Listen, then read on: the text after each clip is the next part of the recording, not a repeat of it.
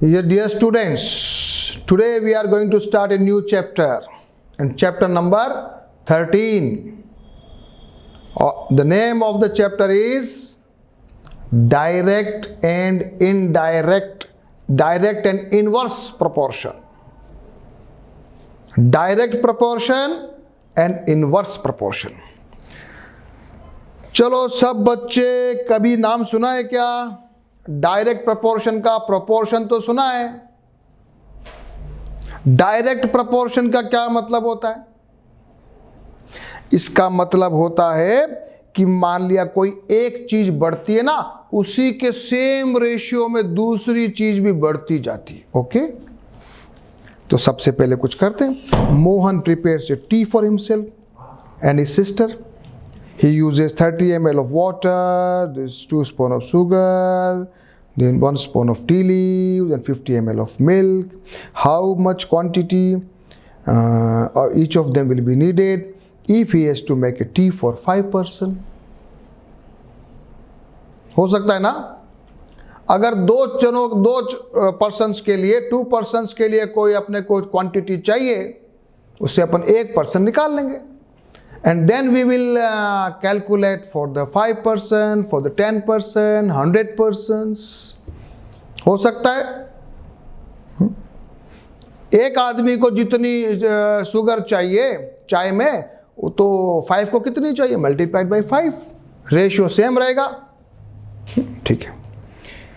If 2 persons take 20 minutes to arrange a chair for an assembly, तो अगर 5 person हो जाएंगे, 5 स्टूडेंट्स, तो थोड़ा टाइम कम हो जाएगा, 20 मिनट से कम हो जाएगा. चलो ठीक है. तो कुछ एग्जाम्पल हमारे डे टू डे लाइफ के अपन बात करते हैं. If number of articles purchased increases, the total cost also increases. Okay. More the money deposited in the bank, more interest you will get. As the speed of a vehicle increases, the time taken to cover the same distance decreases. ये दूसरा example है inverse proportion का. अभी आएगा. Direct proportion अभी पढ़ेंगे, उसके बाद इनवर्स प्रपोर्शन. तो ये जो तीसरा एग्जाम्पल है वो इनवर्स प्रपोर्शन का है. For a given job, the number of workers, less will be the time taken to complete the work. More will be the person, less will be the time. Inverse proportion. चलो ठीक है. अभी हम पढ़ने वाले हैं डायरेक्ट प्रपोर्शन. बोलता है कि if the cost of 1 kg of sugar is 18 है, तो 2 kg का कितना होगा, 3 kg का कितना होगा, 5 kg का कितना होगा, 8 kg का कितना होगा, निकाल सकते हो ना. तो अगर ये चार्ट बनाने को आपको बोले कि भाई 1 kg ऑफ शुगर का मान लिया 18 रुपीज़ है, तो 3 को तो इससे मल्टीप्लाई कर दो, 5 का मल्टीप्लाई कर दो, 6 का कितना हो जाएगा, 6 का कर दोगे आप 18 इंटू 6. 8 का कितना करोगे, 18 इंटू 8. और 10 का कितना करोगे, 18 इंटू 10. तो ठीक है, कुछ बात समझ में आ रही है, कुछ बात समझ में आ रही है. एक चीज बढ़ती है तो दूसरी चीज भी बढ़ेगी. इसको कहते हैं डायरेक्ट प्रपोर्शन. एक और एग्जाम्पल पढ़ते हैं, फिर उसके बाद फॉर्मूला समझेंगे, फिर एग्जाम्पल करेंगे. एक एग्जाम्पल दिया हुआ है कि 4 लीटर ऑफ पेट्रोल के अंदर अगर हम 60 किलोमीटर चलते हैं, तो बताओ 8 लीटर में कितने चलेंगे, 12 किलोमीटर में कितने चलेंगे, सब जरा कैलकुलेट करके बता सकता है कोई? ये बच्चों बताओ, 4 यहां में अगर 4/60 लिख दूं, 4 लीटर में 60 किलोमीटर, तो 4/16 को मान लिया मैं 1/15 लिख सकता हूं. काट के, काटो इसको, लिख सकते हो. चलो कौन बताएगा मेरे को कि 8 लीटर में कितना किलोमीटर चलोगे? सिंपल है, ये 4 2 टाइम्स है तो ये 2 टाइम्स हो जाएगा। ये 4 का 5 टाइम्स है, 6 5 20, तो ये 300 हो जाएगा। लेकिन जरा इसको मुझे निकालना होगा, 15 और 25, तो कैसे निकालोगे? कैसे निकालोगे बताओ? अब मैं आपको तरीका बताता हूं, और तरीका यह है कि 4/60 कोई एक रेशियो है जिसको मैं काट के 1/15 कर देता हूं, और अगर मुझे ऊपर 15 निकालना तो 1 × 15, और नीचे भी हो जाएगा 15 × 15, यानी कि ये हो जाएगा 15/225। सब बच्चे यहां पर देखो, आना चाहिए 225। रेशियो क्या है? 1/15। ये कांस्टेंट है। अच्छा, ये बात है, ये बात है, ठीक है। तो अपन कुछ फॉर्मूला समझते हैं।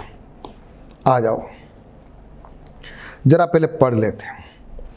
एक्स और वाई वेरिएबल है, एक्स जितना बढ़ता है वाई उतना बढ़ता है, तो इसका मतलब है कि कुछ ये कांस्टेंट का फॉर्मूला आता है।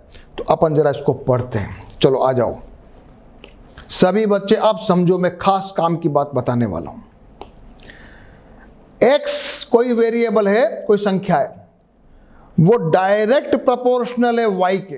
देखो मैं डायरेक्ट प्रोपोर्शनल का निशान लगाया, आप ध्यान देना। अब मैं काम की चीज पढ़ा रहा हूं, कंसेप्ट बता रहा हूं। एक्स डायरेक्ट प्रोपोर्शन है वाई का, एक्स डायरेक्ट प्रोपोर्शन है वाई का, यानी कि एक्स जितना बढ़ेगा वाई उतना बढ़ना चाहिए। That is called direct proportion. इसका अगर ये निशान है, डायरेक्ट प्रोपोर्शन का जो निशान है वो ये है। इसको जब इक्वल टू में कन्वर्ट करूंगा तो एक कांस्टेंट लगा दूंगा k। इसका मतलब हो गया k = x/y। इसका मतलब ये है कि x/y एक कांस्टेंट है। इसका मतलब ये हुआ कि x1/y1 = x2/y2 होगा कि नहीं होगा?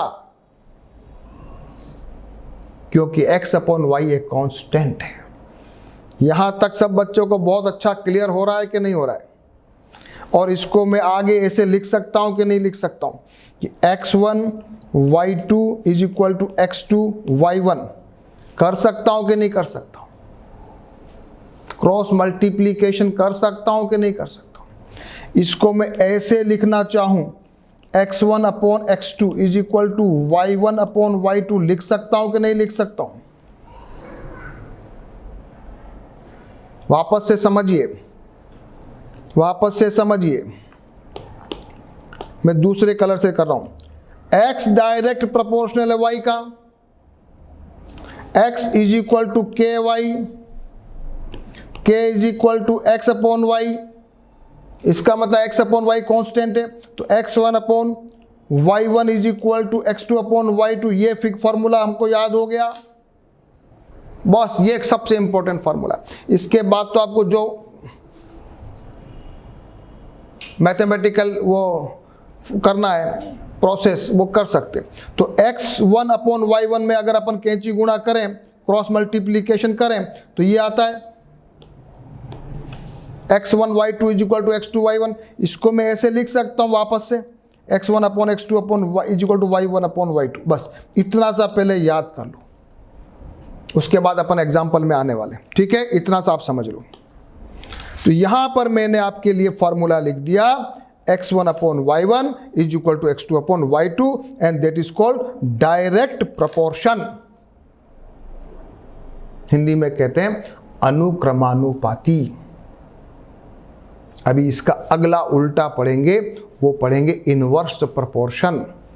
मतलब एक बढ़ेगा तो दूसरा कम होगा, घटेगा, रिड्यूस होगा। कुछ x/y को फिक्स के कुछ एग्जाम्पल पढ़ लो। मान लिया कोई अपने वॉच है, क्लॉक है, उस क्लॉक का जो मिनट का वो हैंड है वो 12 पर है। अगर वो 15 पे आता है, बच्चों बताओ, अगर वो ये क्लॉक है, और यहाँ पर ये जो उसका आर्म है, वो आर्म अगर यहाँ आता है 15 मिनट्स के बाद कितना एंगल बन रहा है? 90 डिग्री। अगर वो आर्म जो है वो 30 पर जाएगा, एंगल कितना बनेगा? 180। वो आर्म अगर इधर जाएगा तो कितना एंगल बनेगा? 270। और वापस इधर आ जाएगा तो 360 डिग्री। किसी भी पॉइंट के चारों तरफ जो एंगल होता है, डिग्री होता है, वो होता है 360 डिग्री। क्लियर? यहां पर जरा देखते हैं, ये 90 हो गया, ये 180, 270। अब जरा रेशियो निकालो जरा, T/A। सबको देखो, तो ये भी 1/6 आ रहा, ये भी 1/6 करके देखो, करके देखो। Do it, do it. देखो, केवल देखना नहीं, करो। Do in your copy this. अभी सारा रेशियो सेम है, इसका मतलब डायरेक्ट प्रोपोर्शन है। हर जगह होता है क्या? मान लिया, दे दिया कि मान लिया किसी की एज, बच्चे की एज 20 है, मम्मी की एज 50 है। आफ्टर 5 years 25, 55 हो जाएगा। बिफोर 5 years ये था, जरा रेशियो निकाला तो ये तो कुछ और आ रहा है, 1/3, ये आ रहा है 2/5, ये आ रहा है 5। तो every time it is not necessary कि डायरेक्ट प्रोपोर्शन है। तो जरा यहाँ पर आ जाओ सब बच्चे और पढ़ो क्या लिखा है। वेरिएबल्स इंक्रीजिंग और decreasing together need not always be in the direct proportion. For example, हमेशा नहीं होते हैं। Physical changes in human beings occur with time, but not necessary in predator mind ratio. हमेशा हाथ और पैरों की लंबाई, गर्दन की लंबाई वगैरह सारे परफेक्ट रेशियो में नहीं रहती है। Changes in weight and height among the individuals are not always non-proportion नहीं होता है, कुछ भी हो सकता है।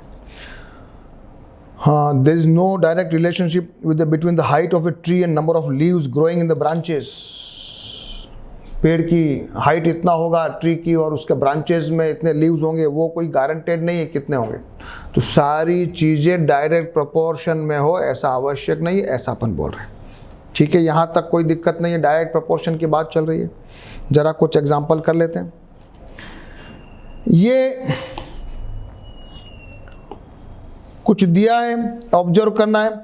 जरा देखो डायरेक्ट प्रोपोर्शन में है क्या? 20/40, 1/2, 17/31, 1/2, ये भी 1/2, ये भी 1/2, ये भी 1/2, ये भी 1/2, ये भी 1/2। It is in direct proportion. Yes. Second वाला करिए जरा, 6/4, 3/2 हो गया, ये हो गया 5/4, ये हो गया 7/6, ये तो डायरेक्ट प्रोपोर्शन में नहीं है। तीसरा करिए 1/3, 1/3, 1/3, 1/4, ये 1/4, ये 1/5, ये भी नहीं है। तो whenever you have to check कि ये डायरेक्ट प्रोपोर्शन में है या नहीं,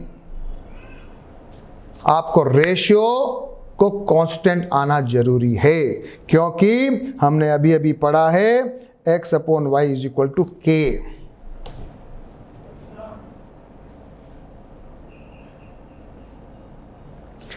एक और एग्जाम्पल दे रखा है, ये प्रिंसिपल अमाउंट ये दे रखा है, रेट ऑफ इंटरेस्ट वगैरह है, कंपाउंड सिंपल इंटरेस्ट का है। अगर सिंपल इंटरेस्ट निकालते हैं तो 1 ईयर के बाद 80 रुपीज़ है, 2 ईयर के बाद इतना है, 3 ईयर के निकाल सकते हो, यू कैन। लेकिन कंपाउंड इंटरेस्ट का फॉर्मूला कुछ अलग है। तो we can say simple interest is in direct proportion with the time, but the compound interest is not in direct proportion. Example है। चलो, ये तो कंसेप्ट समझने की बात हुई। अब अपन करेंगे प्रैक्टिस। अब अपन करेंगे प्रैक्टिस, और प्रैक्टिस में अपन कुछ क्वेश्चंस करेंगे। सबसे पहले समझेंगे एग्जाम्पल नंबर 1। सभी बच्चे एग्जाम्पल मेरे साथ समझेंगे, फिर एग्जाम्पल को करेंगे, उसको समझ के, ताकि हमको बहुत अच्छा समझ में आ जाएगा, so that we can do exercise 8.13.1 today. The cost of 5 meter of particular quality of cloth is ₹210। Cost of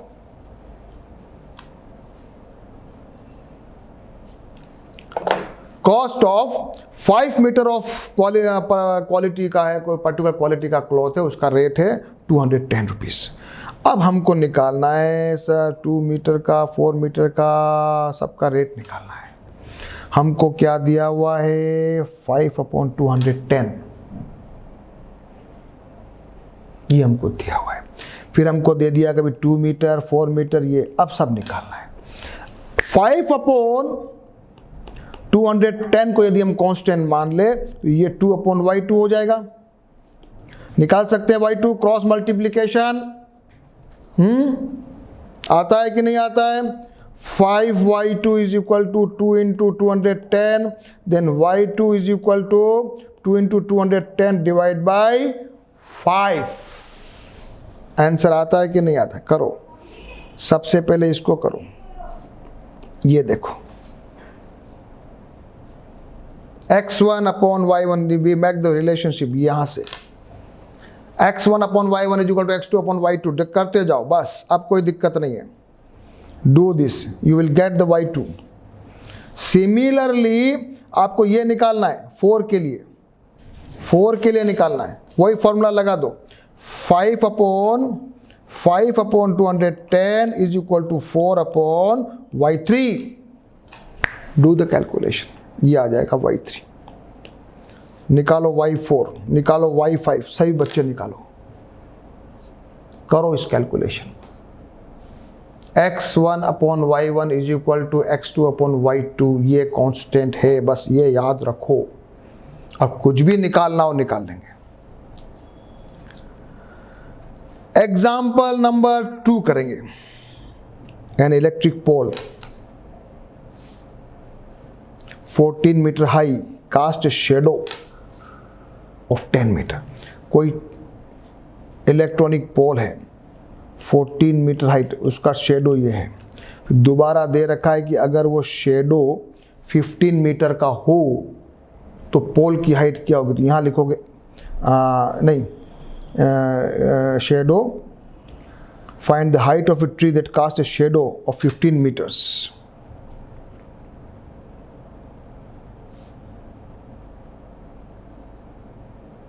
हमको निकालना है ऑब्जेक्ट की लाइन, तो ये x मान लेते हैं उसको, और शेडो हमको दिया है 15।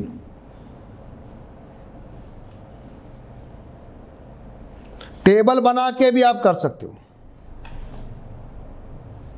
क्या दिया हुआ है? पोल की हाइट, और इधर अपने को क्या निकालना है? ट्री की हाइट निकालनी है।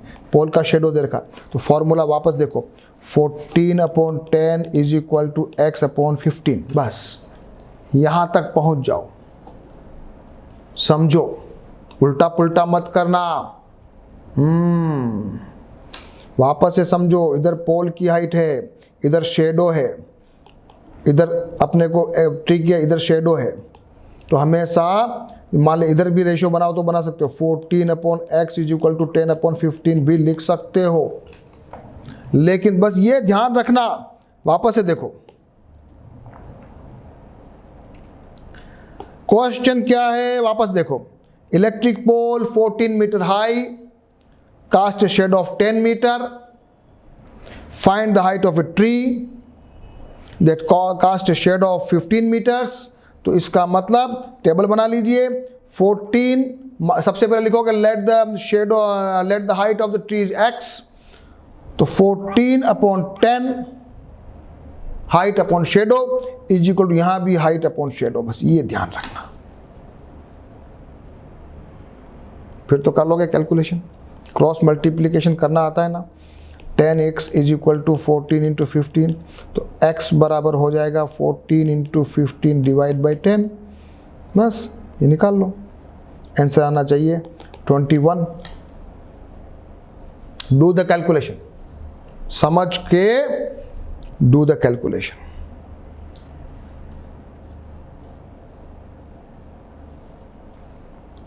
अल्टरनेटिवली मैंने अभी ये लिखा भी, देखो ये लिखा हुआ है ऐसा भी आप कर सकते हो, मान लिया आपको दिया हुआ है 14 मीटर तो उसका हाइट है, x दूसरे का ट्री का है, इसका शेडो 10 है, तो यहाँ पे 15, ये भी कर सकते हो। और इस तरीके से भी आप निकाल सकते हो, सेम आंसर आएगा।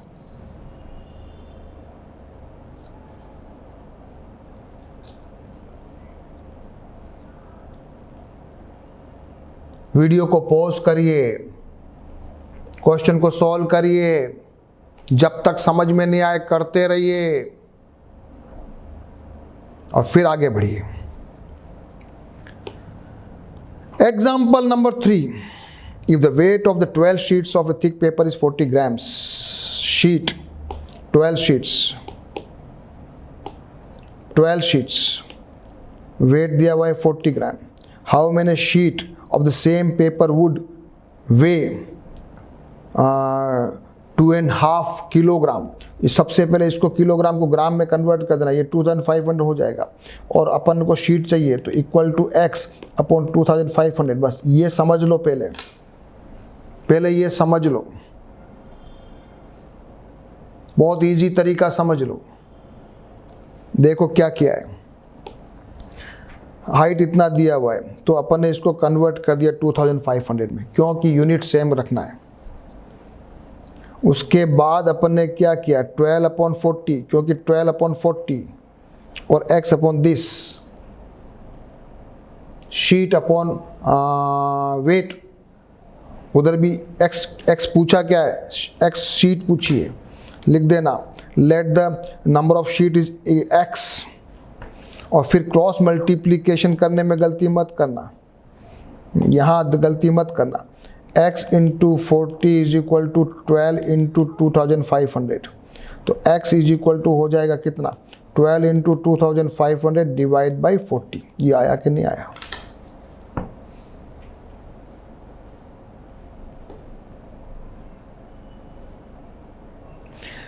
कोई बच्चा कुछ अलग तरीके से सोचे, सर मैं तो अलग तरीके से करूंगा, मैं तो सर आपने अभी बताया x is equal to y constant होता है, अभी ठीक है, तो x is equal to y constant, तो मैं 12/40 को कॉन्स्टेंट मान लेता हूं, काट देता हूं इसको, तो 3/10 हो जाता है, ये मेरा कॉन्स्टेंट हो गया।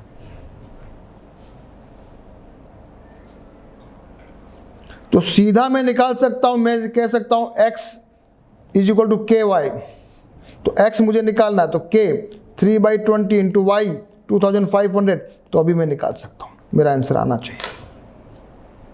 पर अपने को इजी मेथड पकड़ना है, x1 upon y1 is equal to x2 upon y2, बस ये पकड़ना है।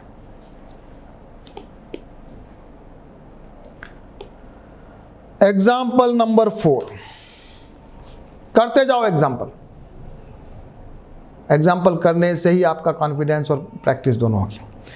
ट्रेन मूविंग हो रही है 75 किलोमीटर पर आवर, तो ये ट्रेन 20 मिनट्स में कहाँ पहुँचेगी? तो आया पूछा ये 75 पर आवर यानी 75/60 मिनट्स, आपको पूछा है 20 मिनट्स, तो x तो डिस्टेंस और ये 20, ये पहले का आंसर आया। करो कैलकुलेशन, आता है कि नहीं आता है बताओ। x इज इक्वल टू क्या हो जाएगा, x is equal to 75 into 20/60, इसको इसको काटो 2 3, ये तो 25 किलोमीटर आंसर आया कि नहीं आया? आ गया। समझो और करो। दूसरा वाला पार्ट क्या कहता है? दूसरा वाला पार्ट क्या कहता है? दूसरा वाले पार्ट में किलोमीटर दिया हुआ है, टाइम निकालना। Okay, no problem. तो 75/60 इज इक्वल टू 250/y, या y भी मान सकते हो, कुछ भी मान सकते हो x में। फिर क्रॉस मल्टीप्लीकेशन, तो क्या हो जाएगा? y इज इक्वल टू, हो जाए पहले ये कर लो चाहे तो, 75 into y is equal to 250 into 60, then y is equal to 250 into 60 divide by 75। आ जाओ करो।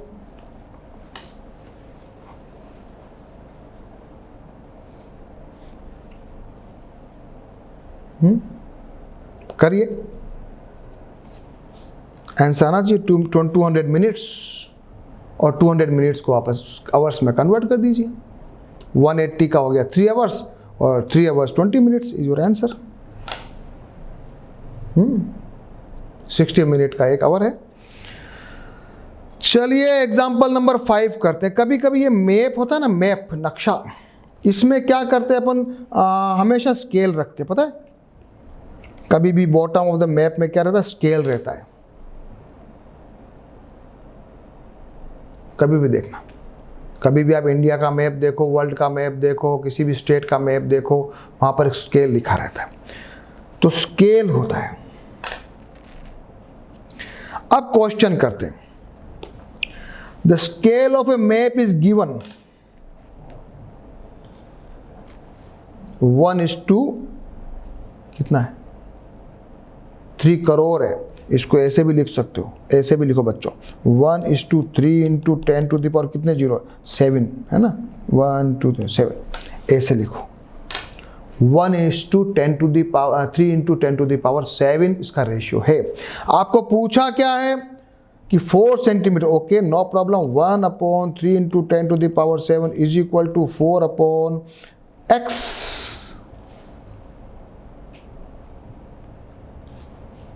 निकल जाएगा x, ये x रखो, y रखो, कोई फर्क नहीं पड़ रहा है, ये आ गया।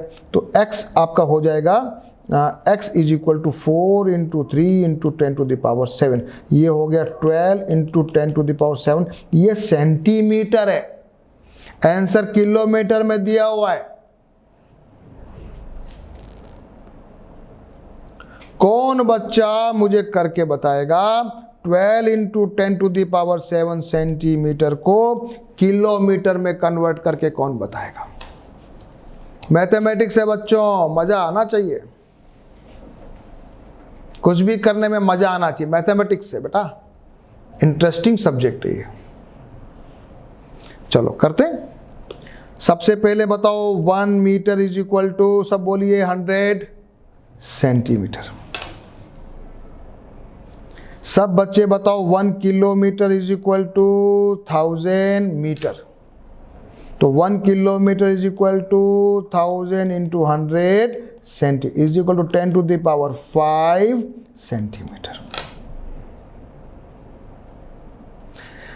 अब अपने को क्या दिया है, 1 kilometre 10 to the power 5 centimetre, अपने को दिया है 12 × 10 to the power 7 centimetre is equal to कितना किलोमीटर होगा। तो होशियार बच्चे क्या करेंगे, सबसे पहले 12 और इंटू 10 to the power 2 अलग कर देंगे, 10 to the power 5 अलग कर देंगे, तो ये बन जाएगा 1200 into 10 to the power 5 centimetre is equal to 1200 kilometre.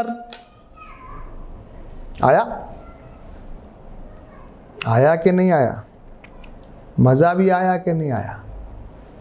तो कोई भी क्वेश्चन होता है ना, अपने को कभी घबराना नहीं है, मज़ा आना चाहिए। हाँ बच्चों, यस आ गया। हाँ, एक्सरसाइज शुरू करें। और एक्सरसाइज शुरू करने के पहले अपना रूल पता है। अपना रूल ये है कि एक्सरसाइज शुरू होने से पहले सारे बच्चे वीडियो को पॉज करेंगे। सारे क्वेश्चन पहले अपने आप, अभी एग्जांपल आपने पढ़े हैं, डू दिस, ट्राई करो, थोड़ा माइंड अप्लाई करो। नहीं तो मैथमेटिक्स है ये, जितना माइंड अप्लाई करोगे उतना ज़्यादा कंसेप्ट क्लियर होगा। ठीक है, तो वीडियो को पॉज कर दीजिए, सारे क्वेश्चन करना, फिर वापस वीडियो को रन करेंगे। Okay, so I am doing starting this exercise 13.1, question number 1। Following are the car parking charges near the railway station, और उनका अपन को फाइंड आउट करना है।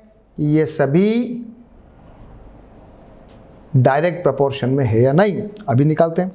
4 hours 60 रुपीज़, तो 4/60 जरा देखो क्या आता है। 8/100 जरा देखो क्या आता है। 12/140 जरा देखो क्या आता है। सारा रेशियो 1 आ रहा है क्या, कौन बताएगा। ये तो आ गया सर 1/15, ये तो कुछ और आ रहा है। 2/25, ये तो कुछ और आ रहा है। 6/ कितना आ रहा है, निकालो। 6/70, फिर काटो। 3/35 आ रहा है, ज़रा देखो क्या क्या आया। ज़रा देखो, पहले में आया 1/20, दूसरे में आया 2/25, तीसरे में हमने किया 3/35, वापस चौथे को भी काटा 24/180 में ये आया। तो इसका मतलब क्या लिखोगे, क्या लिखोगे बच्चों? They are not in direct proportion, पहले का आंसर, क्योंकि रेशियो कांस्टेंट नहीं है।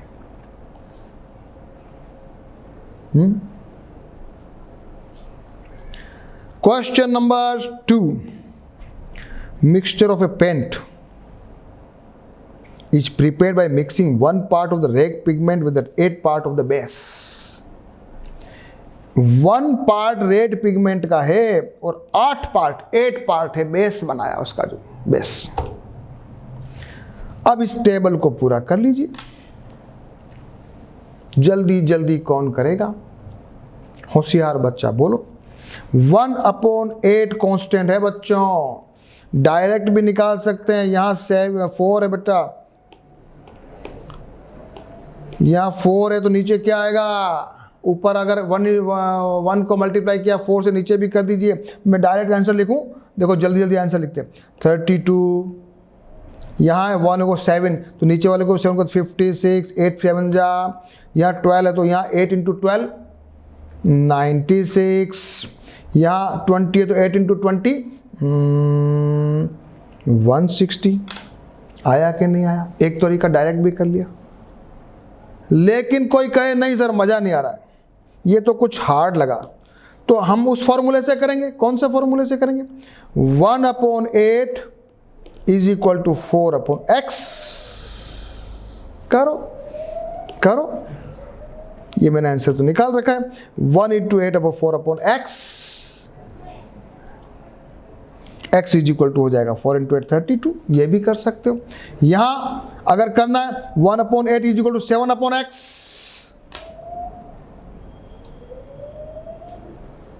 x is equal to 7 × 8 56। निकालते जाओ। आया कुछ मजा?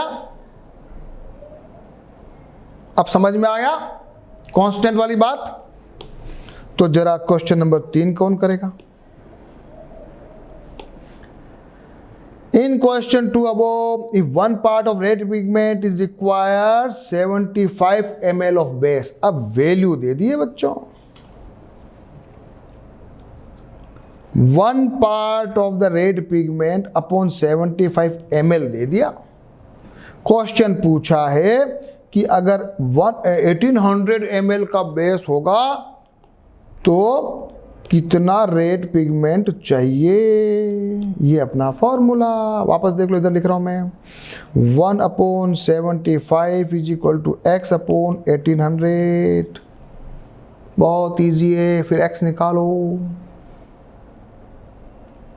1 पार्ट के ऊपर 75 ml है तो कितना पार्ट चाहिए? 1800 का बेस है, सिंपल निकल जाएगा। 75 × x इज इक्वल टू 1800, तो x इज इक्वल टू हो जाएगा 1800/75। निकालो आंसर,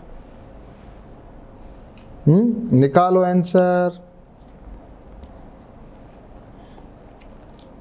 काटो जरा इसको,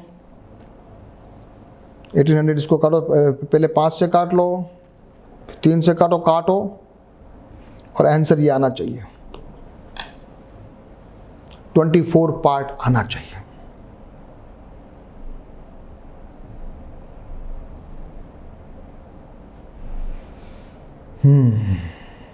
थोड़ा सा मजा आया।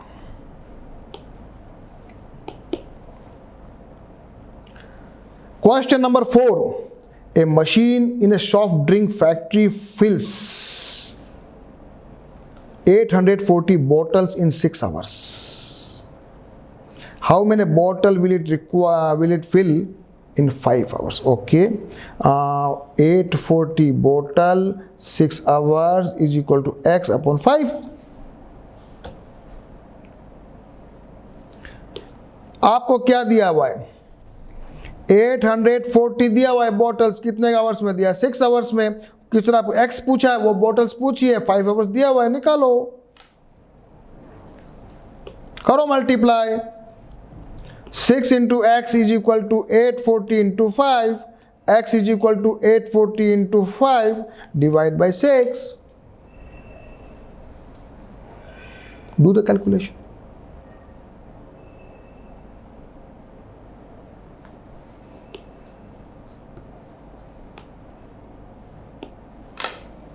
काटो इसको।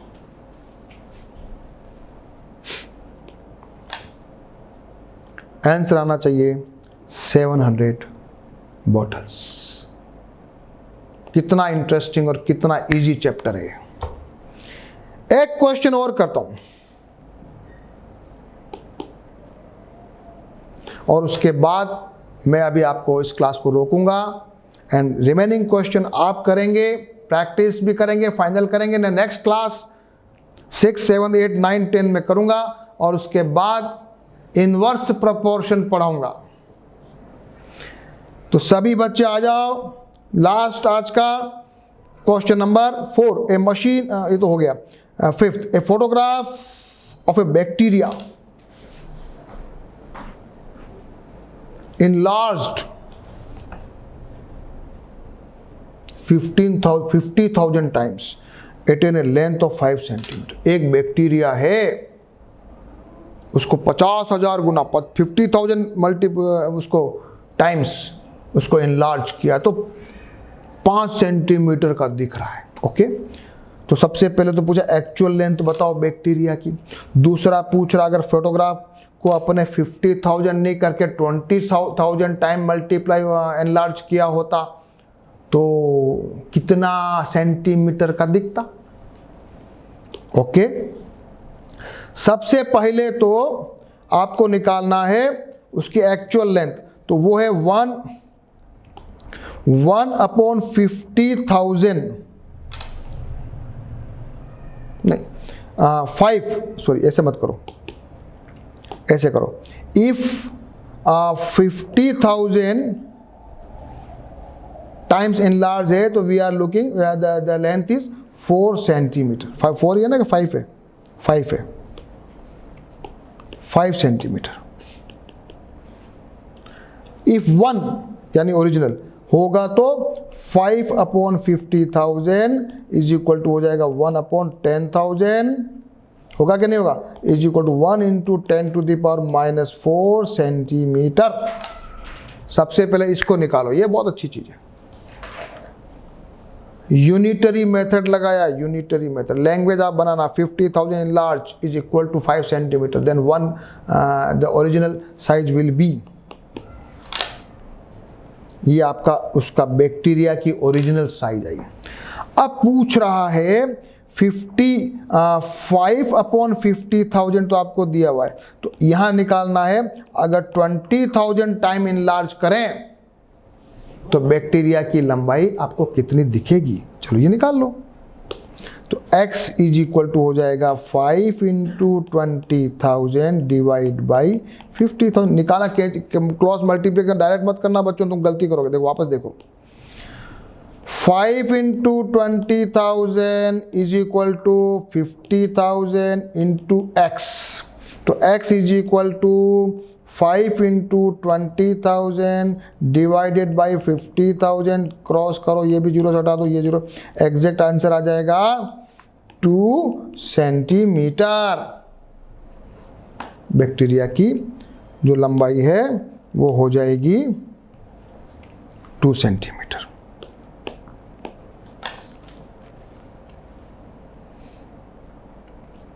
और एक्चुअल लंबाई हो गई दिस। ये मैंने किया क्वेश्चन नंबर 5। और अब जो है क्वेश्चन नंबर 6, 7, 8, 9, 10 नेक्स्ट क्लास में करूंगा और उसके बाद हम पढ़ेंगे इनवर्स प्रोपोर्शनल, यानी कि एक चीज बढ़ेगी तो एक चीज घटेगी। अभी तक अपन ने क्या पढ़ा था, ये भी बढ़ रही है तो ये भी बढ़ रही है। हाँ, डायरेक्ट प्रोपोर्शनल। अब पढ़ने वाले इनवर्स प्रोपोर्शनल, ठीक है। तो मेरी नेक्स्ट क्लास में आने से पहले ये 5 क्वेश्चन तो आपको करने और ये थोड़ा बहुत तैयारी करके रखना है। ओके, बहुत इंटरेस्टिंग चैप्टर है ना बच्चों।